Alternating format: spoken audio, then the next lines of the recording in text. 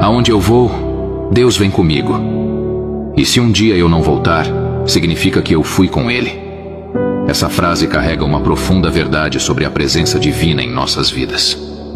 Deus está sempre ao nosso lado, nos guiando e protegendo em cada passo, mesmo nas situações mais difíceis. Quando caminhamos com fé, não importa o caminho que seguimos, pois sabemos que Ele está conosco. E se um dia nossa jornada aqui terminar, a certeza que devemos carregar é que estaremos nos braços dele. Isso não é um fim, mas o início de uma nova etapa, ao lado do Pai, na paz eterna. Que essa consciência nos traga tranquilidade e coragem para enfrentar os desafios da vida, sabendo que, enquanto estivermos aqui, somos conduzidos por sua luz. E quando partirmos, será para estar ainda mais próximos dele.